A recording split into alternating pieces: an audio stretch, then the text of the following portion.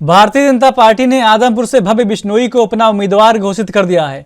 वहीं चुनावी मैदान में आते ही आम आदमी पार्टी ने भी निशाना साधना शुरू कर दिया है। आम आदमी पार्टी के नेशनल एडवाइजर अनुराग टांडा ने कहा कि अब सीधा मुकाबला आप और बीजेपी के बीच में है।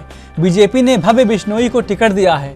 अब मुकाबला आदमपुर के स्थानीय निवासी सत्येंद्र सिंह और दूसरा भव्य बिश्नोई के बीच है, जो अभी अभी चुनाव लड़ने के लिए विदेश से लैंड किए गए हैं।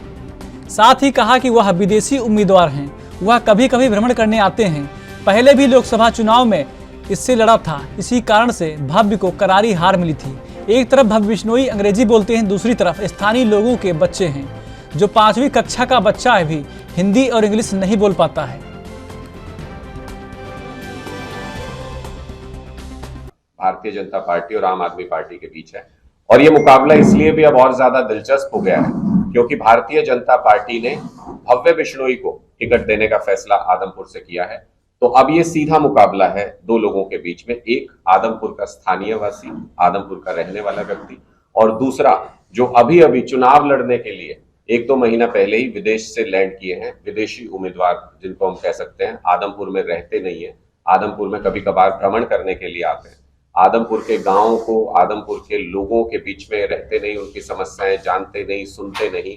और पहले भी जब लोकसभा चुनाव भव्य बिश्नोई ने यहां से लड़ा था हिसार से, तो इसी कारण से उनको आदमपुर की जनता ने सिरे से नकार दिया था बिल्कुल, और उनको करारी हार आदमपुर विधानसभा के अंदर उस लोकसभा चुनाव में देखने को मिली थी। एक तरफ भव्य बिश्नोई हैं जो अंग्रेजी बोलते हैं, विदेशों में पढ़े हैं, और दूसरी तरफ आदमपुर के स्थानीय लोगों के बच्चे, गरीब लोगों के बच्चे, जो 5वीं क्लास का बच्चा भी हिंदी और अंग्रेजी सही से नहीं पढ़ पाता है। उमेश शर्मा जी शिक्षा संवाद यात्रा पूरे एक एक गांव में कर रहे हैं आदमपुर के, और वहां पर जब देखने को मिलता है कि 5वीं क्लास के बच्चे से अगर उसकी किताब पढ़ने के लिए, इंग्लिश पढ़ने के लिए दे दी जाए, तो वो इंग्लिश में एक भी वर्ड पढ़ नहीं पाता है, एक भी सेंटेंस ठीक से नहीं पढ़ पाता है।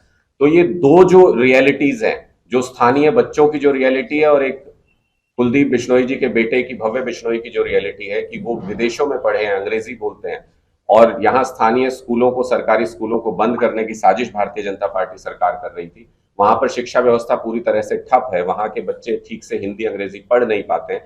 ये इन दो रियलिटीज के बीच में अब चुनाव बन गया है।